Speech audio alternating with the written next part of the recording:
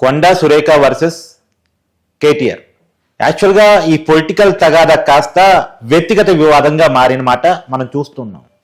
నిజానికి first start చేసింది BRS social media. ఈ రఘునందన్ అనే ఒక బీజేపీ ఎమ్మెల్యే మంత్రి హోదాలో కొండా సురేఖ మెదక్ జిల్లాకు పోయినప్పుడు ఒక చేనేత వస్త్రాన్ని రఘునందన్ ఈ కొండా సురేఖ మెల్లో వేసినప్పుడు షాదీ ముబారక్ అంటూ బీఆర్ఎస్ సోషల్ మీడియా వైరల్ చేసింది. దానికి బాధపడ్డ కొండా సురేఖ నోరు జారీ కేటీఆర్ని ఏకంగా సమంతతో రకుల్ ప్రీత్ సింగ్తో లింక్ పెట్టి మాట్లాడే ప్రయత్నం చేసింది. సరే, ఈ వ్యక్తిగత వ్యాఖ్యలు ఖచ్చితంగా ఎవరూ సపోర్ట్ చేయం. వాళ్ళు రాళ్ళేస్తే కొండా సురేఖ కొండెత్తేసి కేటీఆర్ నెత్తి మీద వేసేసింది. దీన్ని ఖండించాల్సింది ఖండిద్దాం. కానీ ఇక్కడ నాకు అనిపిస్తుంది ఏంటంటే ఇవాళ సినిమా ఇండస్ట్రీ మొత్తం రియాక్ట్ అవుతుంది సమంత అని ఒక్క మాట కొండా సురేఖ అన్నందుకు. చిరంజీవి స్పందించారు, జూనియర్ ఎన్టీఆర్ స్పందించారు, అల్లు అర్జున్ స్పందించారు, ఖుష్బూ స్పందించారు, అనేక మంది స్పందిస్తున్నారు. సంతోషం, హ్యాపీ.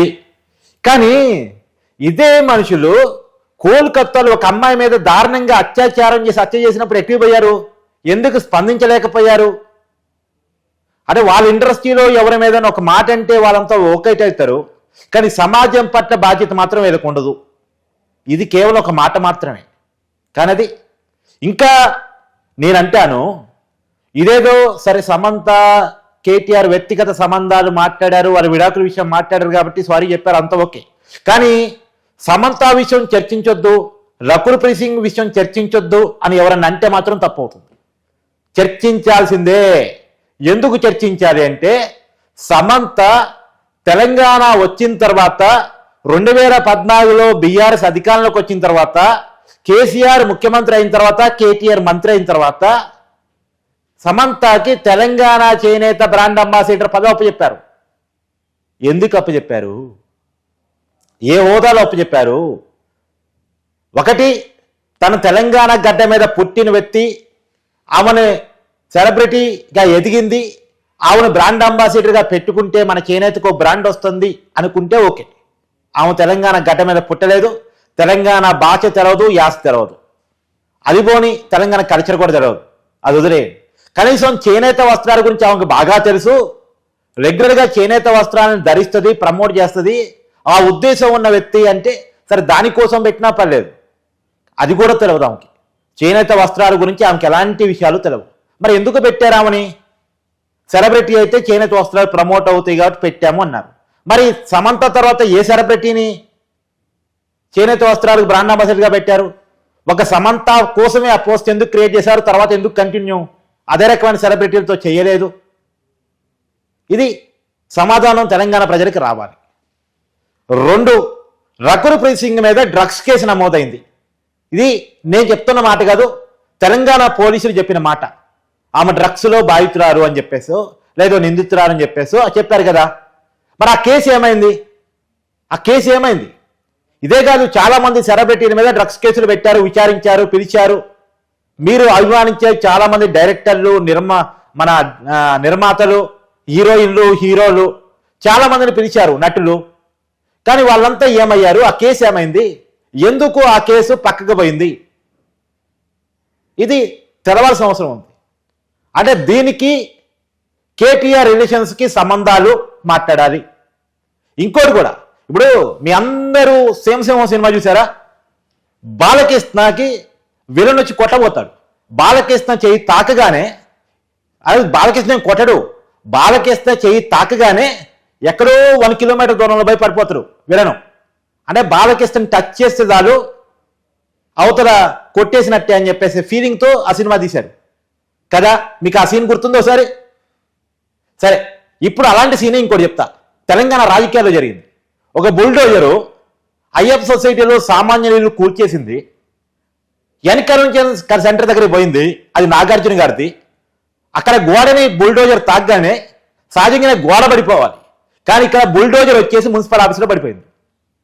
నాగార్జున గారు గోడను తాకగానే ఆ బుల్డోజర్ ఎగిరిపోయి జిహెచ్ఎంసీ ఆఫీసులో పడిపోయింది.